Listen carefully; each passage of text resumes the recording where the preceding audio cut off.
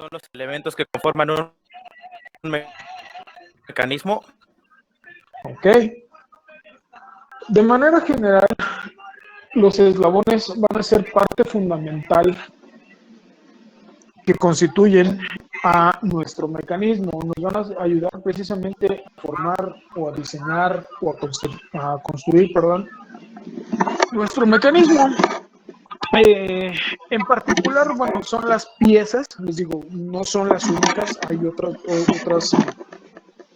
otras consideraciones que tenemos que hacer y otras piezas que también son importantes.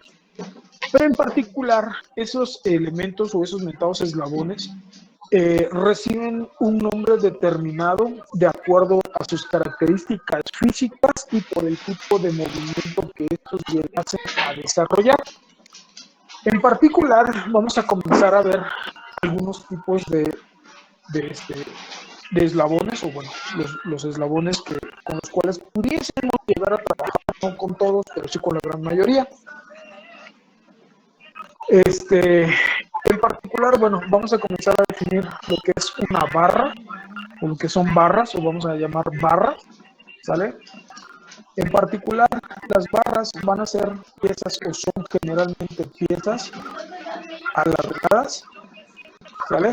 Y que por lo general tienen dos puntos de unión, ¿vale? Generalmente, no siempre. Hay elementos o hay barras que pudiesen llegar a tener o presentar más puntos de unión, pero generalmente siempre partimos de ese hecho y las vamos a denominar o las vamos a identificar mediante la letra B.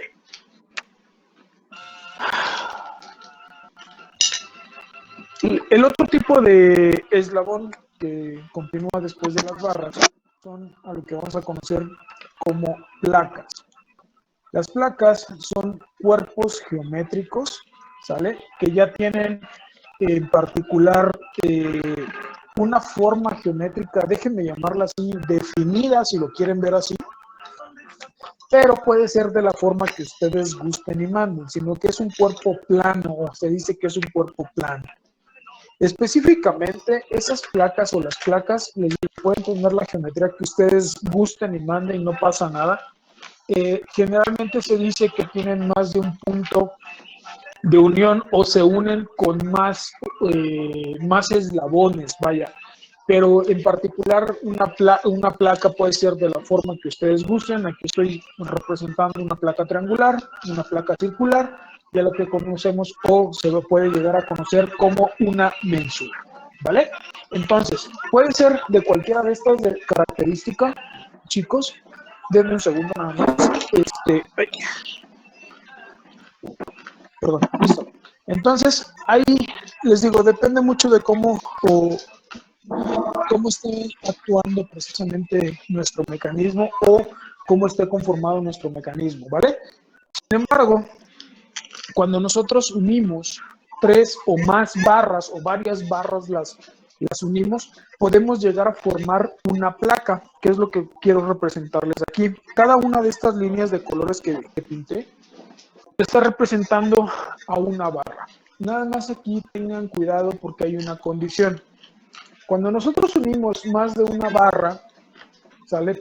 Y podemos decir que es el equivalente a una placa, el movimiento relativo entre estas barritas nunca o no debe de existir.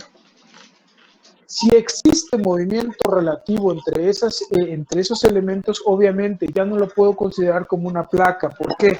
Vean, en esta placa triangular, que vendría siendo el equivalente, aquí, si uno de los catetos se deforma, pues obviamente se va a deformar la placa. Equivale a lo mismo acá. Vaya, siempre tengo que considerar como si estuvieran soldadas, déjenme llamarla así. ¿Sí queda claro esa parte, chicos, chicas? Sí, profe. Perfecto.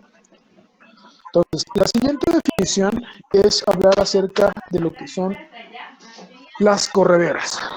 ¿Qué entienden por correderas, chicos, chicas?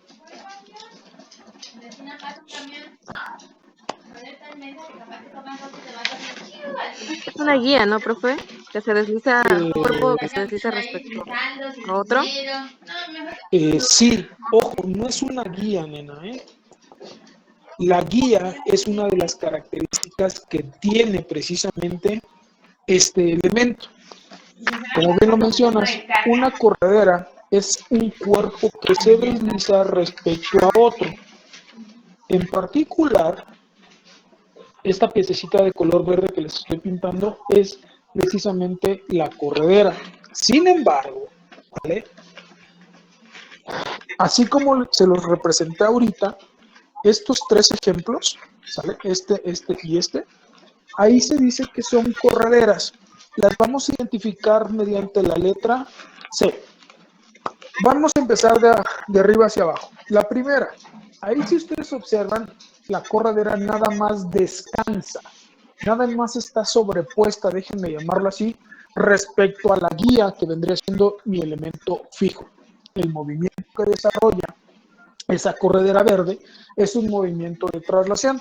Generalmente, o la gran mayoría de correderas, siempre va a desarrollar movimiento de traslación. Más ahorita van a ver por qué. Segundo caso. En este segundo caso, la corredera, si se dan cuenta, ya está dentro de esta guía. Ya está restringida físicamente a siempre mantenerse en contacto con la guía, ¿vale? Se sigue moviendo, desarrollando movimiento de traslación rectilínea. Tercer caso, aquí la guía atraviesa, déjenme llamarla así, a lo que es la corredera, ¿sale? Pero estos tres ejemplos son prácticamente lo mismo, nada más estoy cambiando, estoy jugando, déjenme llamarla así, con algunas condiciones, con algunas características de lo que es la guía. Primero estaba por fuera, después está la corredera por dentro y después la guía atraviesa a lo que es la corredera. Bajo esta configuración, esta tercera, a la corredera generalmente se le conoce como collarín, ¿sale?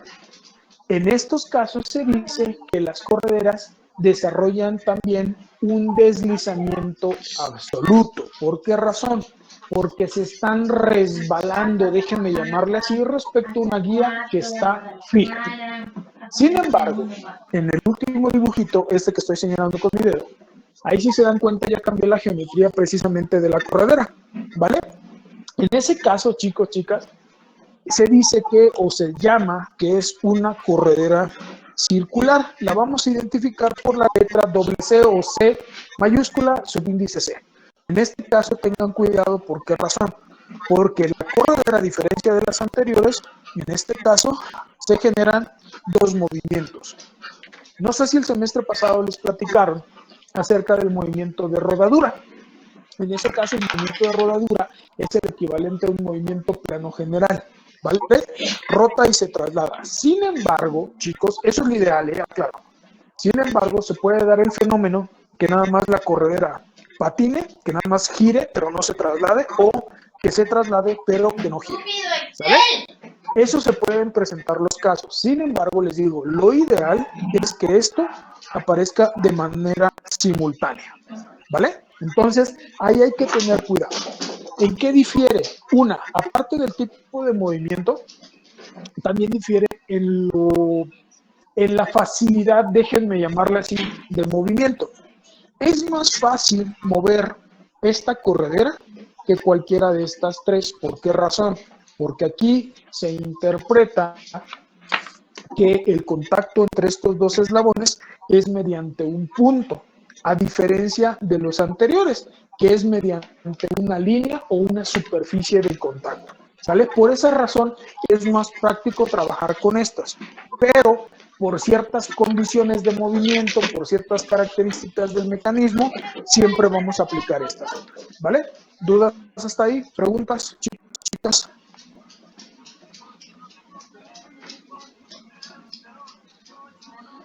No, profe. Ok. Entonces, no son las únicas correderas, como les comento y como les comentaba, así como se las dibujé, prácticamente se interpreta que son deslizamientos absolutos, porque se mueven respecto a guías que están fijas. Sin embargo, hay otras condiciones y va a haber distintos mecanismos en los cuales la condición va a cambiar. Por ejemplo, en este caso, Lo estoy pintando de otro color, indicando que esta guía se está moviendo, rota, aquí el collarín se traslada y aquí la corredera también se traslada. En esos casos se interpreta o se dice que hay un deslizamiento relativo. La corredera o las correderas están moviéndose o deslizándose respecto a una guía que también se está moviendo. ¿Esto dónde lo pueden ustedes o dónde lo pueden lograr ver? Por ejemplo, si en casa tienen todavía antenas de conejo, es un equivalente a esto, ¿sale? O si tienen un gato de patín o un gato hidráulico, o si la cajuela de su vehículo tiene amortiguadores, un amortiguador es el equivalente a esto. El amortiguador va haciendo este movimiento, pero también el émbolo va saliendo. Es el equivalente a una jeringa, chicos, chicas. La carcasa de la jeringa prácticamente viene siendo la guía y la parte morada, que es la corredera, viene siendo lo que es el émbolo, ¿vale? Entonces aquí aparecen precisamente deslizamientos relativos. ¿Por qué les aclaro esta parte, nenes, nenas? Porque en estos tipos de casos aparece algo que se le conoce como aceleración de Coriolis, ¿vale? ¿Dudas hasta ahí? Ok, siguiente concepto es manivela. ¿Qué es una manivela, chicos, chicas?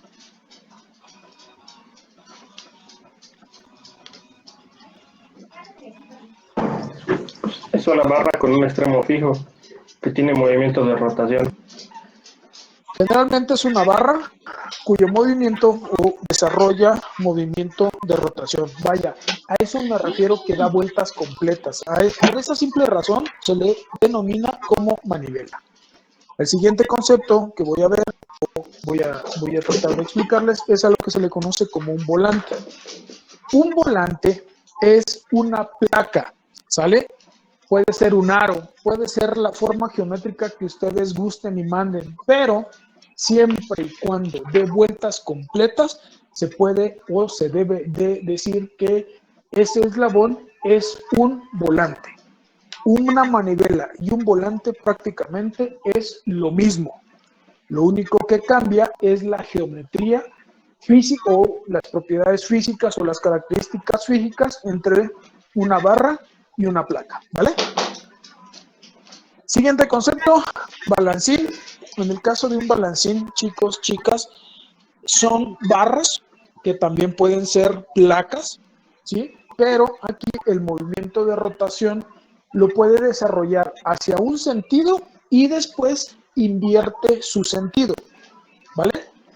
Generalmente, no siempre ocurre esto.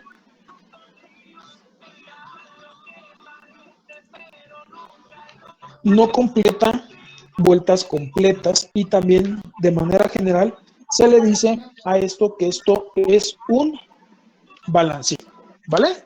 Siempre y cuando no dé vueltas completas, lo podemos llamar así o catalogar así como un balancín. Lo vamos a identificar mediante la letra BL, perdón, aquí es BL, ¿sale? Balancín, da vueltas menores a 360 grados. Sin embargo, más adelante vamos a aclarar este punto. Hay un rango de movimiento que nos indica que si son giros menores a 180 grados, específicamente podemos decir que se llama balancín el eslabón. Sin embargo, si da más de 180 grados de vuelta, se puede decir así, se le conoce como osciladores.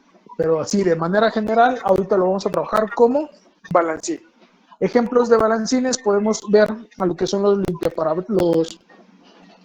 limpiaparabrisas, un péndulo, un reloj de péndulo, un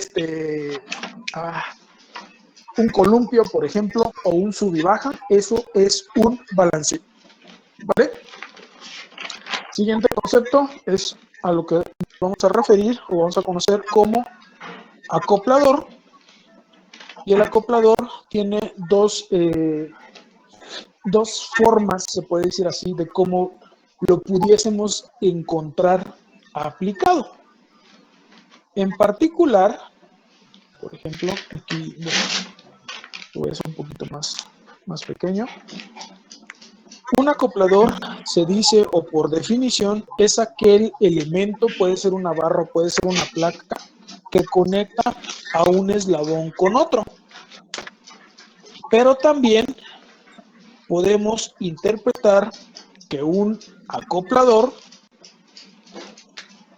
puede ser o va a ser aquel elemento que une a un mecanismo con otro. Entonces, cualquiera de estas dos funciones o con cualquiera de estas dos características es válida. Generalmente los acopladores siempre van a desarrollar movimiento plano general, generalmente, no siempre.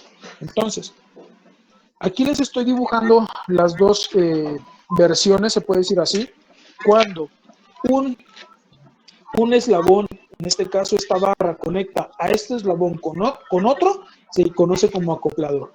Acá abajo, si quiero conectar a este mecanismo con este otro mecanismo, utilizo para ello un acoplador. En ambos casos, tanto en el de arriba como el de abajo, puedo decirles así que en ambos casos esos acopladores desarrollan movimiento plano general. Sin embargo, hay casos en los cuales el acoplador no desarrolla movimiento plano general. Esto indica ¿qué cosa? Que debemos de tener mucho cuidado al momento de interpretar precisamente cada uno de los elementos de nuestros mecanismos. Por ejemplo, imagínense una transmisión por polea o una transmisión por cadena, como ustedes gusten, ¿sale? Es más, imagínense su bicicleta, ¿va? Aquí me pueden ustedes indicar si existe un acoplador, sí, ¿por qué? No, ¿por qué? ¿Si existe qué? Un acoplador. ¿Y cuál es? Sí, sería la banda. Toda la banda, ¿no, profesor? ¿Sí? ¿Por qué? Porque une las dos poleas. Ok. Cumple con esa característica de unir a un eslabón con otro, que pueden ser las poleas, pueden ser las catarinas, pueden ser los sprockets, como ustedes le gusten llamar.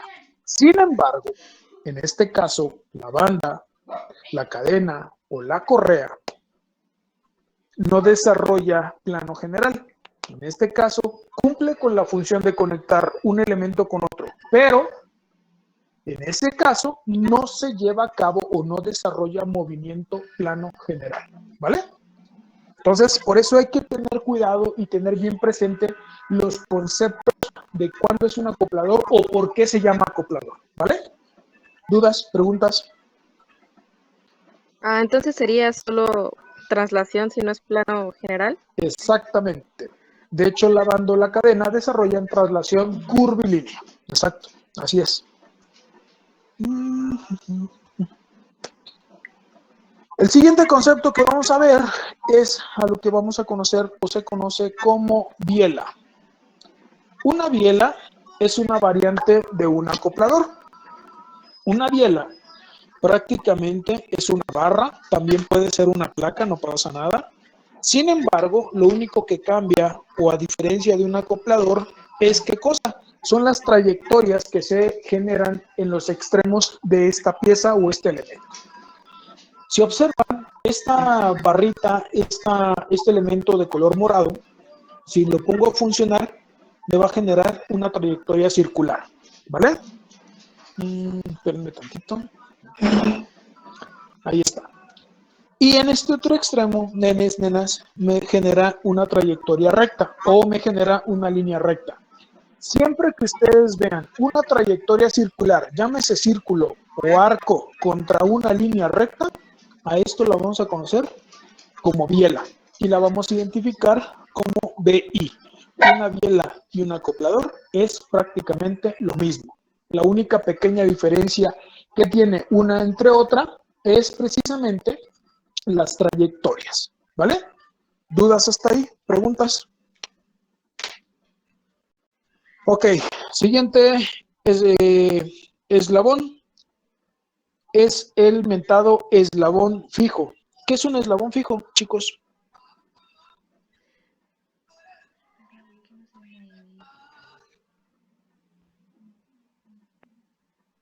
Es el primer eslabón de un mecanismo, ¿no? O Ok, sea, que va conectado, que va como al principio conectado como a la parte fija. es la parte fija, nena, exacto. Venga, ¿qué más? Bueno, sí. Eso queda claro. Denme un segundito, déjenme quitar un poquito mi cámara, porque se está moviendo esta cosa. Pero lo sigo escuchando, chavos. Venga. Vas bien, nena, dime, te escucho. Si recuerdan, yo les comentaba que para que nosotros consideremos algo como mecanismo o cumpla con la característica de un mecanismo, debe siempre por lo menos tener un elemento fijo. Ese eslabón fijo, nenes, nenas, es el que nos ayuda precisamente a tener control sobre los movimientos del resto de los elementos. Ojo, si no tenemos elementos fijos, si no tenemos eslabón fijo, por obvias razones no podemos decir que se trata de un mecanismo. A ese elemento fijo también se le llega a conocer como punto muerto, bastidor, armadura, punto fijo, pivote, etcétera, etcétera, etcétera. Gracias a ese precisamente, a ese elemento nos permite desarrollar o controlar precisamente los movimientos de nuestros demás o del resto de nuestros elementos, ¿vale? ¿Dudas? ¿Preguntas?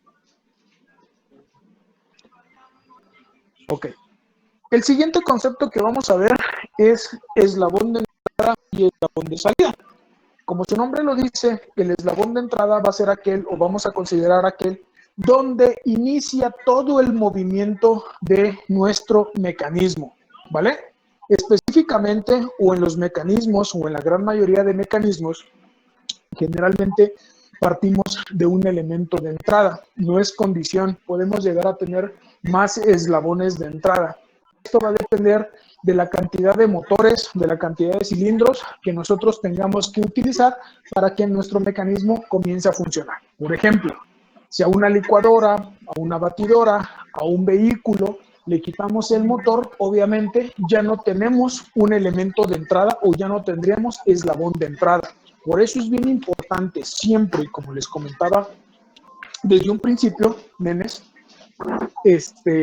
siempre debemos de enumerar nuestros mecanismos. Esto con la finalidad de que si alguna persona o al momento de nosotros querer vender nuestra idea, podamos o nos podamos dar a entender. En particular, siempre debemos de partir del elemento fijo. Si recuerdan, yo les comentaba que el elemento fijo, yo le asigno, o bueno, le asignamos el número 1.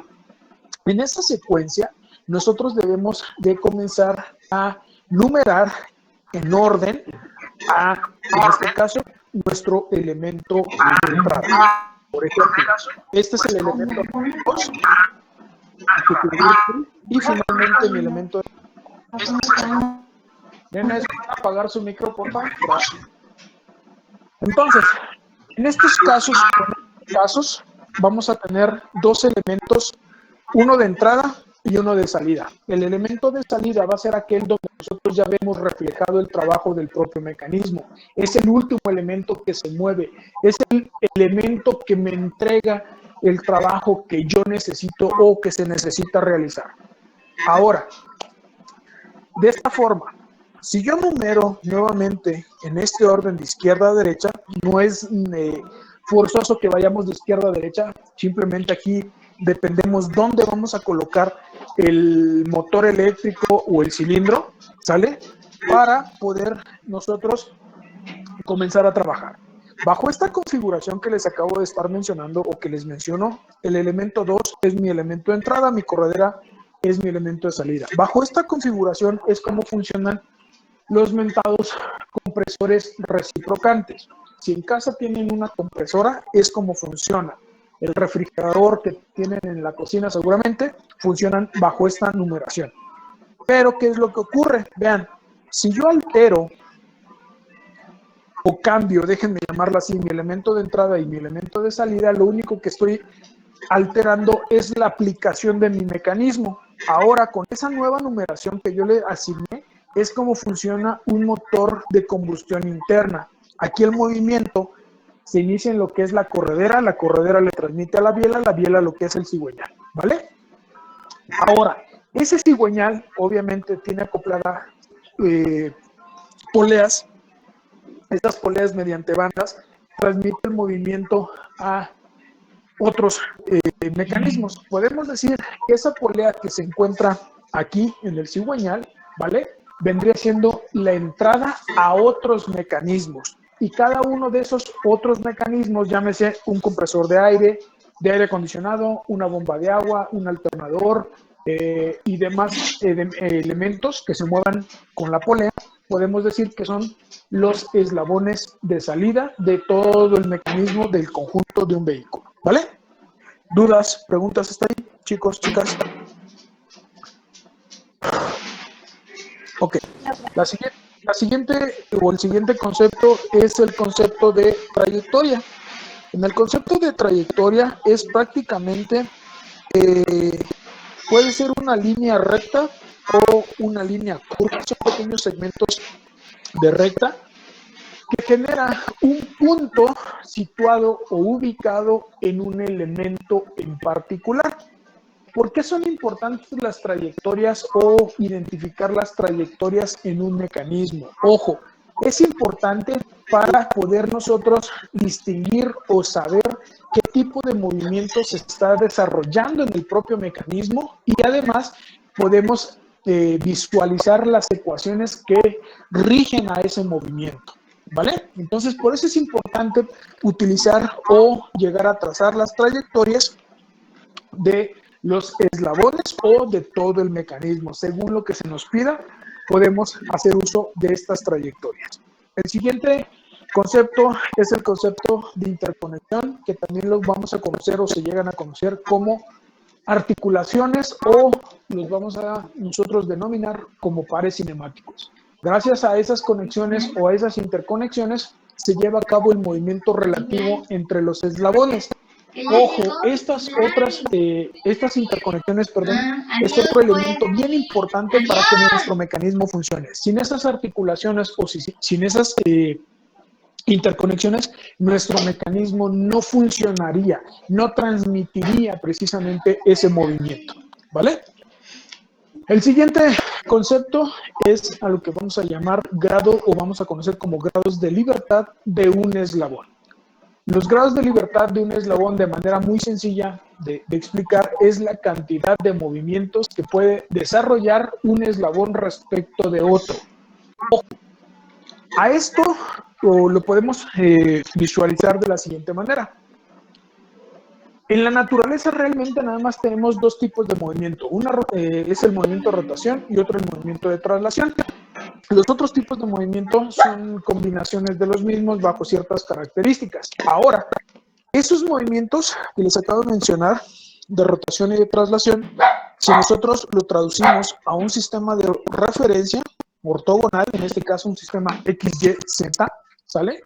Podemos llegar a tener 3 traslaciones en cada uno de los ejes X, Y y Z, pero además también podemos o se pueden llegar a presentar 3 rotaciones alrededor de estos ejes. A donde quiero llevarlos es los grados de libertad que puede desarrollar un eslabón respecto de otro, puede ir desde 0, que sería una armadura o estarían fijos, hasta máximo 6 grados de libertad.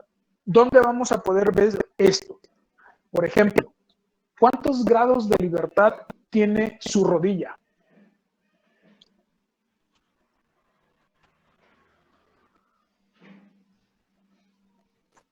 ¿Uno? Exacto, 1. Nada más la rodilla la podemos mover de esta forma, ¿sale? Podemos abrirla o cerrarla, literal. Es el equivalente a las bisagras que tienen la puerta de su casa o el portón o el portón, por ejemplo. Esas bisagras hacen la misma función de una rodilla. La articulación que tienen, por ejemplo, en la cadera, cuando se une la pierna con el tórax, ¿cuántos grados de libertad tenemos ahí?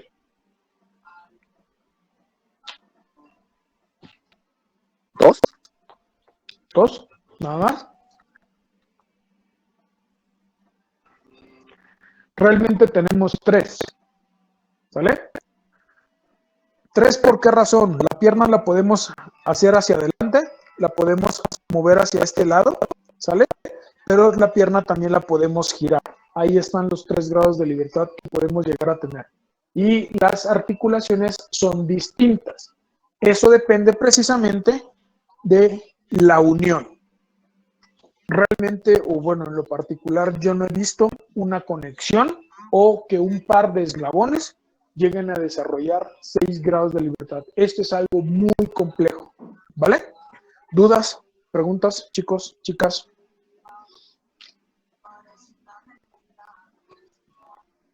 Ok. La siguiente parte que debemos de ver es o son acerca de los mentados pares cinemáticos. Los pares cinemáticos, como les comentaba, son las articulaciones, o también conocidos como las mentadas interconexiones. Vamos a tener de dos tipos, o de manera general tenemos de dos tipos. A lo que vamos a conocer como un par superior y lo que vamos a conocer como un par inferior.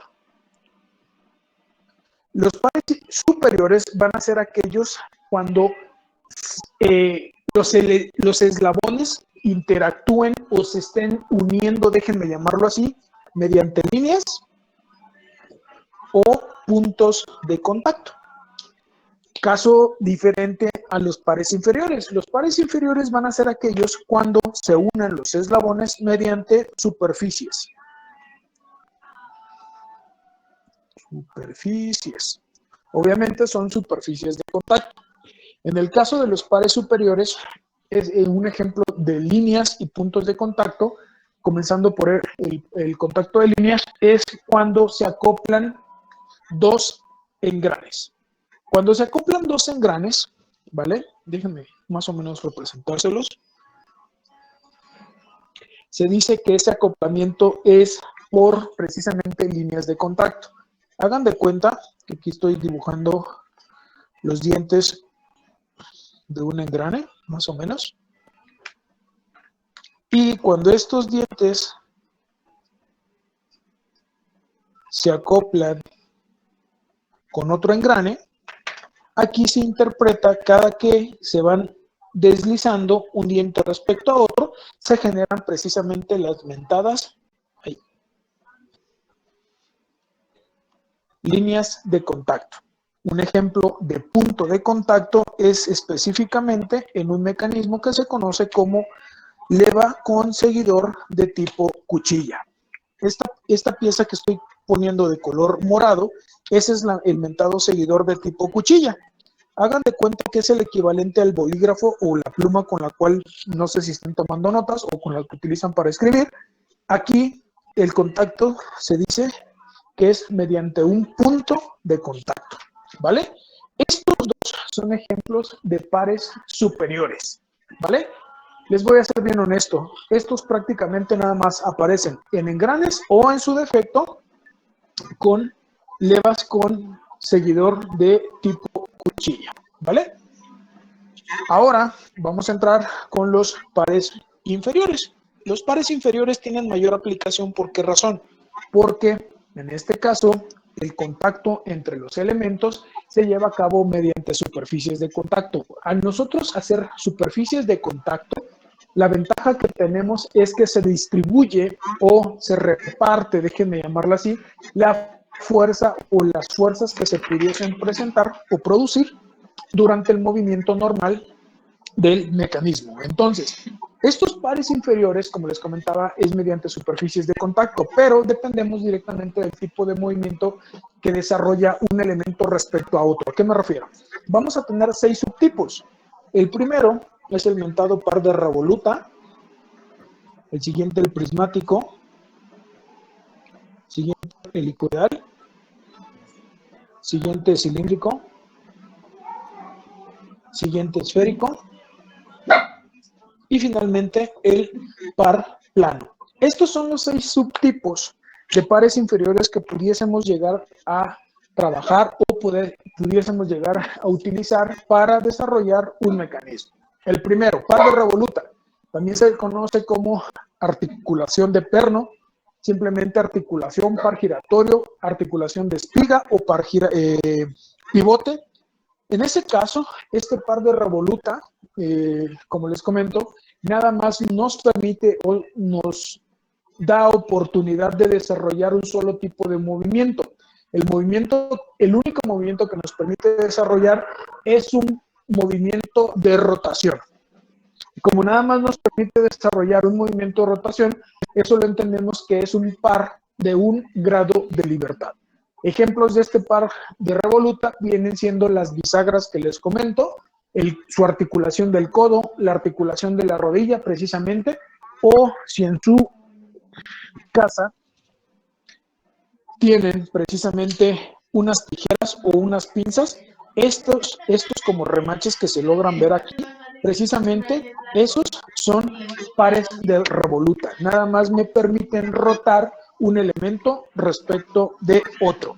Ese es a lo que respecta a el par de revoluta. En el caso del par prismático es equivalente al par de revoluta, pero en este caso el único movimiento que nos permite desarrollar el par prismático es un movimiento de traslación. Ese par prácticamente, o me atrevo a decirles que en la gran mayoría de los casos, es una traslación rectilínea.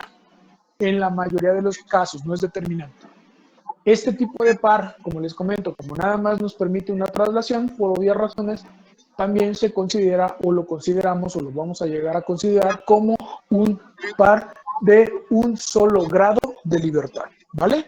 Un ejemplo de esto son las correderas que les mencioné hace un instante, o también podemos entender que este tipo de par aparece cuando tenemos un pistón dentro de lo que es la camisa o el cilindro, o si en casa tienen ventanas corredizas, ahí se pueden dar cuenta que es un claro ejemplo de un par prismático.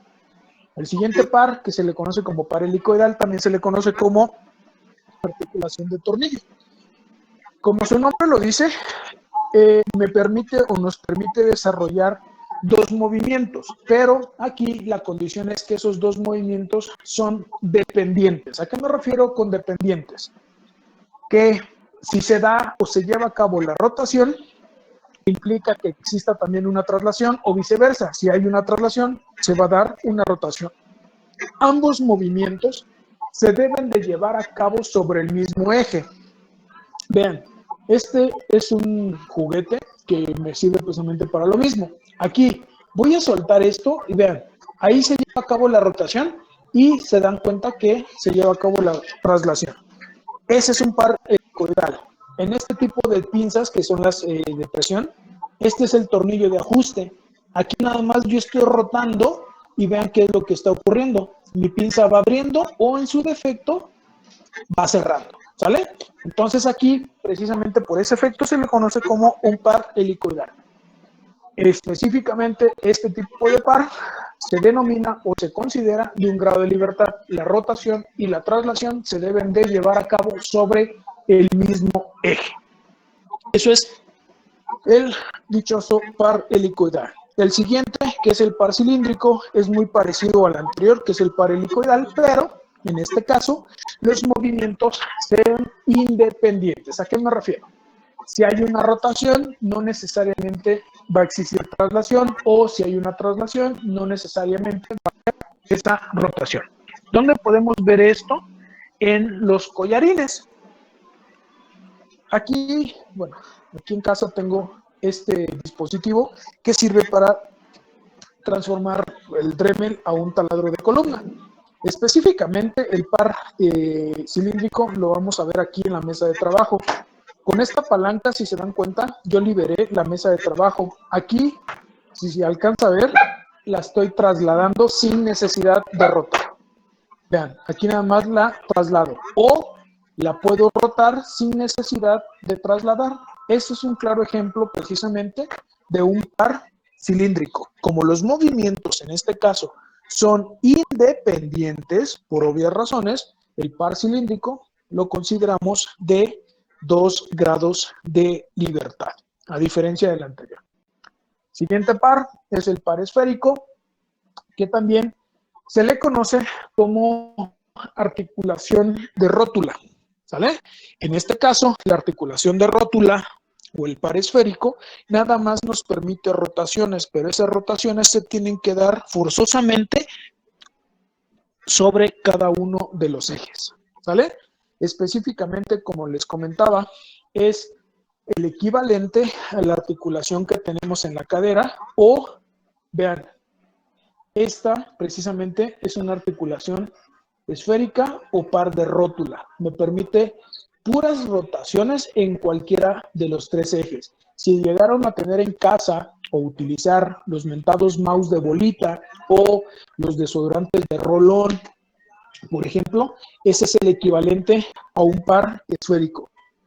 La pluma o el lapicero con el cual ustedes están escribiendo o tomando notas, si lo ven de frente, va a haber un pequeño balín.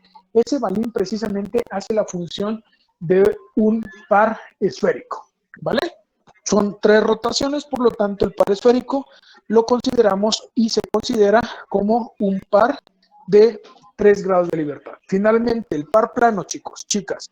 El par plano es uno de los más complejos o complicados de lograr encontrar en la vida diaria. Sin embargo, existe, les digo, sí es un poquito complicado de ver por la cantidad de movimientos que nos permite hacer. Específicamente, y nos dice que el par plano va a ser aquel que se lleve a cabo mediante el contacto entre 2 superficies planas. Aquí estoy representando, por ejemplo, 2 superficies planas a las cuales yo puedo trasladar, llámese en X y llámese en Y. Pero además, o gracias a este contacto, nos permite una rotación en un eje perpendicular a esas superficies en contacto. ¿A qué me refiero? Vean, aquí como yo estoy trabajando en la mesa de la casa, por ejemplo, es la mesa de la casa, estoy colocando esta caja de clips. Esta caja de clips yo la puedo trasladar en X, la puedo trasladar en Y, pero además, vean, la puedo rotar en un eje perpendicular, ¿vale? Ese es el mentado par plano. Un ejemplo que se acerca mucho a este tipo de par. Si llegaron a jugar en las mesas de hockey, por ejemplo, en la mesa de hockey tenía muchos agujeritos o muchos barrenos por los cuales circulaba aire y hacía flotar el pot. El pot lo podíamos trasladar en X, lo podíamos trasladar en Y, pero además puede ir girando, ¿vale? Ese es el mentado par plano, ¿vale? ¿Dudas hasta aquí? ¿Preguntas? Profe, Dime. ¿el par plano también sería como jugar boliche? No, nena, porque la bola de boliche no es plana. Una condición es, para que se cumpla un par plano, es que ambas superficies sean planas. Ah, sí, gracias. Ese ya añadiría un par plano, ¿no? Ah, no, un par superior, ¿no? Un par superior con pares inferiores. No. Sería el equivalente a un par esférico, porque la bola va girando en los 3 ejes, ¿sale? Pero además se iría trasladando. Entonces ahí esa conexión sería de 4 grados de libertad. Por eso les digo, ahí hay que tener mucho cuidado por dónde precisamente van ustedes a identificar las conexiones o los mentados pares. Traducido, cada una articulación de mi dedo, que se llaman falanges, esto es un par. Esta, por ejemplo, ahí nada más me permite una rotación, ¿vale? Esta me permite otra rotación. Y aquí me permite otra rotación, pero vean, en 2 ejes diferentes. Una en este y otra en este, ¿sale? Que es más limitada. Estas 2, puedo decir así, que son pares de revoluta. Esto vendría siendo el equivalente a un par cilíndrico, porque me permite 2 rotaciones. Por eso les dije, es el equivalente, ¿vale? Entonces, acuérdense, el par es la articulación donde se unen 2 o más eslabones. Hay que tener cuidado, ¿vale? ¿Más dudas? ¿Preguntas? ¿Cuántos grados de libertad tiene el esférico? 3. 3. ¿Y el plano? 3 también. Ah, ok, gracias. Profe, por ejemplo, el de labial, el que nosotros usamos las niñas cuando lo subimos, eso sería ahí, ¿cómo es? Helicoidal. Ajá, así es. Perfecto. ¿Más dudas, chicos? ¿No? Ok. Ojo, con eso termino lo que es la clase. Mande. Digamos, en el juego de los tazos, ¿tendría igual 3 ¿En o cuál? serían 4? ¿Cuál? Bueno, el juego de los tazos, Pero específicamente dónde. cuando se juega, a veces puede que vaya girando el tazo y a la vez se va trasladando. En ese caso sería el equivalente a un par cilíndrico. Perdón, no un helicoidal, porque los movimientos son dependientes. Es que ahí hay que tener cuidado. ¿Por qué razón? Por ejemplo, si tú te refieres, bueno, voy a simularlo así. Este es un tazo, ¿sale? Esta, obviamente, puede ir girando y trasladándose, o puede trasladarse. ¿Sí me explico? Físicamente, o bueno, haciendo una vista superior, ustedes ven eso, ¿sale? Que gira y se traslada. Sin embargo, si se dan cuenta, el giro y la traslación se dan en ejes totalmente diferentes. El giro lo estamos llevando a cabo en este eje perpendicular a nosotros y la traslación en otro eje perpendicular. ¿Sí me explico? Por eso les digo, es el equivalente a un par cilíndrico. Sin embargo, me atrevo a decirles que cuando es una corredera circular podemos interpretar que es un par superior. ¿Por qué? Porque el contacto se está llevando a cabo mediante puntos de contacto. Es el equivalente a lo que me comentas del juego de los tazos. Ok, profe, gracias. ¿Más dudas, chicos, chicas? Ok, entonces, con eso les digo, termino la parte de la clasificación de los pares superiores y pares inferiores. Esto que les voy a explicar ya para terminar es la condición de los pares cinemáticos. Ojo, aquí en el primer dibujo, nada está obligando a mi corredera a estar en contacto con la guía. Simplemente nada más está descansando, ¿vale? Cuando no hay restricción física o algo que obligue a los eslabones a estar en contacto, aquí se dice que la condición es un par abierto. ¿Sale? Sin embargo, en este otro caso, cuando la corredera o el eslabón ya está obligado físicamente a estar en contacto, aquí se dice que la condición es de par cerrado. ¿Sale? Esa es la diferencia entre un par abierto y un par cerrado. Si no hay restricción, par abierto. Cuando ya hay restricción física, llámese por la guía, llámese por tornillos, llámese por chavetas, etcétera, etcétera, etcétera, ahí se dice que el par es cerrado. La gran mayoría de mecanismos ocupan pares cerrados para garantizar la transmisión de movimiento. ¿Vale? Nenes, nenas, si no hay más dudas, si no hay más preguntas, le voy a parar hasta aquí. Ahorita, bueno, que termine con ustedes, prácticamente les voy a publicar una tarea que me van a entregar, en el caso de ustedes, el próximo martes, a la hora, hora de entrega es a la hora de clase. Después de las 4 de la tarde, que es el martes, creo, de 2:30 a 4, si no estoy mal, después de las 4 de la tarde, obviamente, ya no es válida ninguna tarea, ¿vale? Si no hay Mejor más, para el miércoles, porque el martes, bueno, es que el martes creo que es el día en que a la mayoría se le Traslape. Creo que hay como desfase, bueno, no sé cómo se dice. Traslape, sí, traslape. Ajá. Entonces, Pero si están tomando clases por ejemplo, con otro grupo, obviamente yo les comenté a los que les dije, si tomaban clase con otro grupo, las tareas se suben precisamente en la hora de clase. La pueden subir antes, no pasa nada. Pero después de la hora de clase ya no acepto nada, ¿vale? Entonces, si no hay más dudas, no hay más preguntas, chavos, pásenla bien, buen provecho. Gracias, igualmente. Gracias, Hasta luego, profe, gracias. entonces Yo- Gracias. Hasta luego. Buen fin.